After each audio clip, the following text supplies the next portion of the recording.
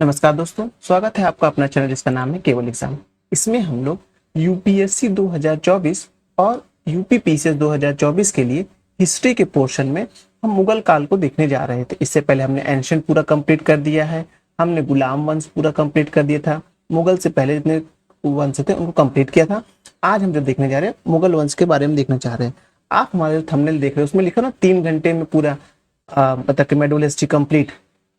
3 घंटे ही है, आप जितने भी वीडियो बनेंगे 3 घंटे में ही कंप्लीट होंगे। जब ओवरऑल सबको जोड़ेंगे तो 3 घंटे से ज्यादा नहीं बनेगा, क्योंकि मैं इसको बहुत शॉर्ट शॉर्ट वीडियो में इसलिए बना रहा हूँ 10-10 मिनट की, देखने में बोरिंग ना लगे, बस इसी पर्पज से ऐसा बना रहा हूँ। चलिए प्रारंभ करते हैं, लेकिन उससे पहले अगर आपने अभी तक हमारे चैनल को सब्सक्राइब नहीं किया, सब्सक्राइब कर लीजिए। वीडियो अच्छी लग रही है तो लाइक करिए और अपना सुझाव देने के लिए कमेंट भी करिए। 1 मिनट देखूं मैं विजुअल हो रहा हूँ कि नहीं, दिख रहा हूँ। कुछ कुछ दिख रहा हूँ, बहुत ज्यादा काला दिख रहा है, कोई बात नहीं, होने दीजिए। अब नहीं सही है, चलिए कोई नहीं, जाने दीजिए। अब है मुगल वंश के बारे में। सबसे पहले हम क्या देखने जा रहे हैं, बाबर के बारे में देखने जा रहे हैं। बाबर का 1526 से लेकर 1530। ये बाबर का जन्म नहीं है 4 वर्ष का, ये बाबर का वह काल है जिसमें वह भारत में एंट्री मारा है। ये एंट्री मारते ही भारत में बहुत बड़ा राजनीतिक बदलाव आया था, उसके बारे में बात होगी यहाँ पास। पिता की तरफ से वो तैमूर वंश का 5वां वंशज और माता की तरफ से चंगेज खां का 14वां वंश था। तैमूर वंश, जो तैमूर आया था 1392 या 82 में आया था, वो भारत में आक्रमण किया था, वो याद कर लीजिएगा। और चंगेज खां जो आप देखेंगे कुतुबुद्दीन ऐबक के काल से ही आप देखेंगे वो भारत पे आक्रमण कर रहा था। खास कर तो देखेंगे तो इसके पीछे जो सुरक्षात्मक नीति अपनाई थी वो बलबनित ने चंगेज खां के आक्रमण से, मतलब चंगेजों के आक्रमण से अपनाई थी। तो वहीं जो एग्रेसिव नीति अपनाई थी वो खिलजी वंश ने अपनाई थी। उसी के बारे में बात हो रही है कि जो बाबर था वह तैमूर वंश का 5वां वंशज और चंगेज खां का 14वां वंशज था। उसकी माता क्या थी, चंगेज खां की तरफ से थी, चंगेज वंश से थी, और तैमूर वंश से उसका पिता था। एक बार प्रश्न बना था तो पिता को चंगेज खां की तरफ से बना दिया था और तैमूर वंश से माता को बना दिया था, दोनों को अदला बदली कर दिया था दोनों स्टेटमेंट में। जो कि यूपीएससी में ही एक बार प्रश्न आया था 2018 या 17 में, देखिएगा तो उसमें आपको मिल जाएगा ये, तो याद रखिएगा। इसलिए मैंने यहाँ ये लाइन जोड़ी हुई है कि तैमूर वंश से पिता का संबंध था और माता का जो था चंगेज खां से था। अब है पंजाब के गवर्नर दौलत खान लोधी ने बाबर को भारत पर आक्रमण करने के लिए को निमंत्रण में बुलाया था। देखिए जो इब्राहिम लोधी था उसका एक जो गवर्नर था दौलत खां, उसका जो है बाबर से इब्राहिम लोधी से अच्छा पटता नहीं था। तो इसी का फायदा उठा के वो दौलत खां चाह रहा था कि बाबर जो एक आक्रमणकारी है वो भारत पे आएगा, आक्रमण करेगा, धन संपदा को लूटेगा और वापस अपने देश चला जाएगा। लेकिन इसका उल्टा हो जाता है, बाबर आता है और यहीं रह जाता है और धीरे धीरे मुगल वंश का प्रारंभ हो जाता है। तो याद रखिएगा, भारत में बाबर को आक्रमण करने के लिए किसने बुलाया था, दौलत खान लोधी ने बुलाया था, जो कि पंजाब का गवर्नर था। पंजाब और लाहौर सब उस समय एक ही थे, याद रखिएगा। अब है पानीपत का प्रथम युद्ध जो है अप्रैल 1526 में होता है, वो देख लेते हैं। बाबर ने इब्राहिम लोधी को पराजित किया और इब्राहिम लोधी मारा गया।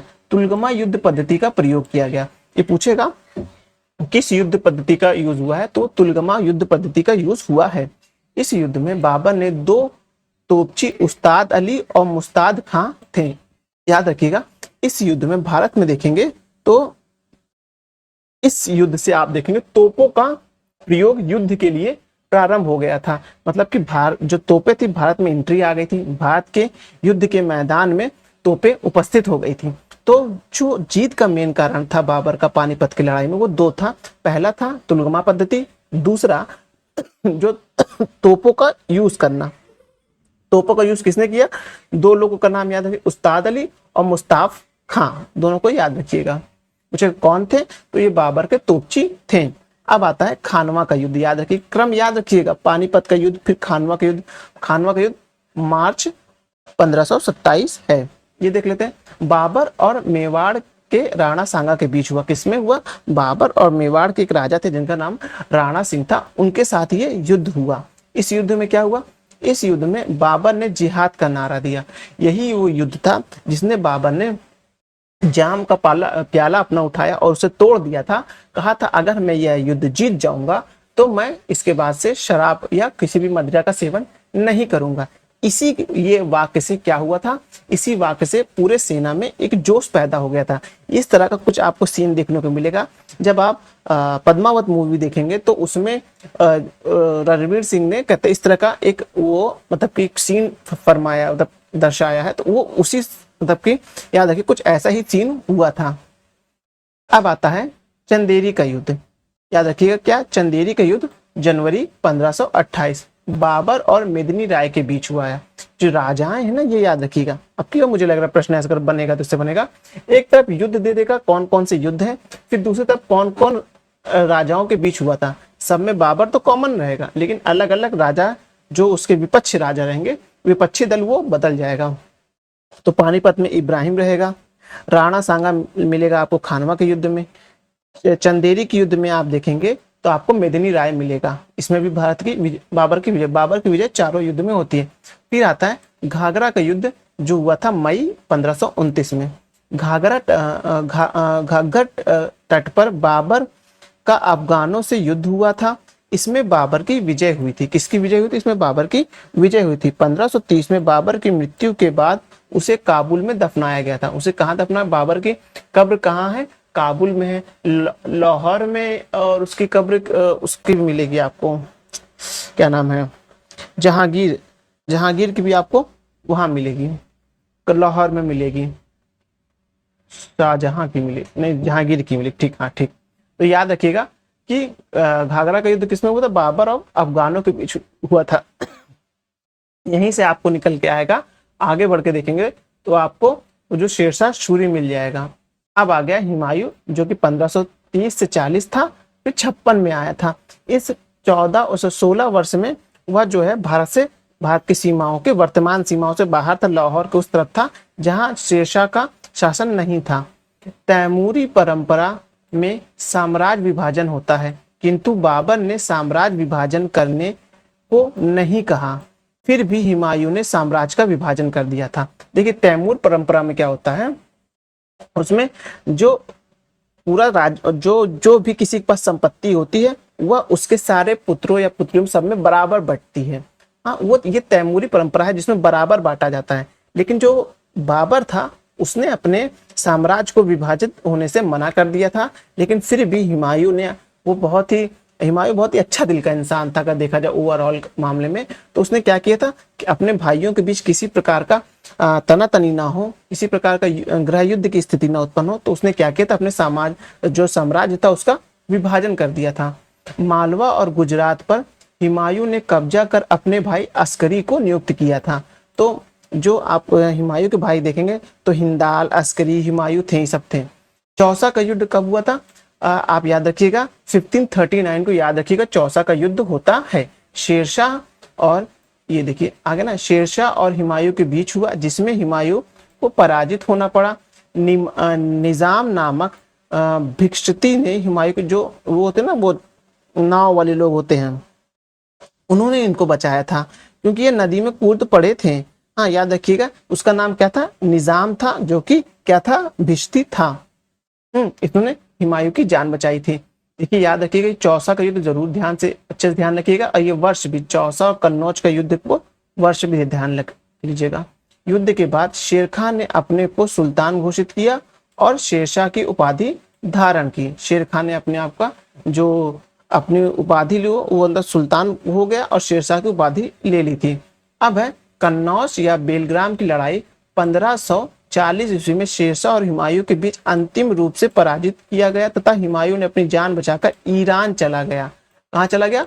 वह ईरान चला गया था। मध्यकाल में दूसरी बार अफगान सत्ता की स्थापना हुई, मतलब अफगानों की सत्ता का एक बार गई थी लेकिन फिर से अफगान आ गए थे। हाँ, एक बार आप देखेंगे तो अफगान हारे थे किसमें? वो घाघरा की बाबर और हुमायूं के बीच 1530-29 में जो युद्ध हुआ था उसमें वो हार गए थे। लेकिन दोबारा से देखेंगे आप 1540 में जब वो युद्ध हो जाता है, क्या नाम है उसका, भूल गया, कन्नौज का युद्ध हो जाता है, तो उसके बाद वापस इनकी सत्ता स्थापित हो जाती है। अब आ गए जनवरी 1556 ईस्वी में क्या होता है? हुमायूं ने दीन ए पनाह की सीढ़ी से गिर के मर जाता है। लेनपुल ने इसके बारे में लिखा था कि वह जिंदगी भर लड़खड़ाता रहा और लड़खड़ाते ही वह गिर के मर गया। तो ये लेलपुन के वाक्य थे, ये याद रखिएगा, ये प्रश्न में आ चुके हैं। तो जनवरी 1556 में उसकी मृत्यु हुई। कहाँ से? दीन ए पन्हा की सीढ़ियों से गिर के। दीन ए पन्हा से मतलब क्या होता है? वो लाइब्रेरी होता है, लाइब्रेरी की सीढ़ियों से गिर के मर गया था। ठीक वैसे ही एक और था शासक जो पोलो खेलते वक्त मर गया था, उसको कमेंट करके उसका नाम बताइएगा। अब है शेरशाह सूरी 1540 से 45 का काल देखते हैं। दक्षिणी बिहार में लोहानी शासक बहार खां ने यहाँ नौकरी की। बहार खां लोहानी ने इसे शेरशाह की उपाधि दी। चंदेरी के युद्ध में शेरशाह जो है शेरशाह बाबर के साथ था। चंदेरी के युद्ध में क्या हुआ था? जो शेरशाह था वह बाबर के साथ था, ये याद रखिएगा। चंदेरी के युद्ध में जो 27 में हुआ था, बाबर आया, पानी पिया, हाँ, चंदेरी के युद्ध में वह उससे जीत गया था। अब आता है 1530 में। 1530 में उसने डालम मिल्का से विवाह कर चुनार का किला प्राप्त किया। डालम मिल्का ताज खां की विधवा थी। किसकी थी? ताज खां की विधवा थी। ये सब इतना इंपॉर्टेंट नहीं। अब शेरशाह के प्रशासन, ये यहाँ से प्रश्न आता है कि शेरशाह का प्रशासन जो बहुत ही इंपॉर्टेंट था, तो उसको एक बार देख लेते हैं, क्योंकि ये अपने आप में बहुत ही इंपॉर्टेंट जो यहाँ से क्वेश्चन फ्रेम होते हैं। राजत्व क्या था? केंद्रीकरण पर बल था, आप जानते हैं। शासन निरंकुश किंतु जन कल्याणकारी था। शासन कैसे था? निरंकुश था, लेकिन आप मध्यकालीन में जाएंगे आप, इनफैक्ट 1530 से पहले, मतलब कि 1950 से पहले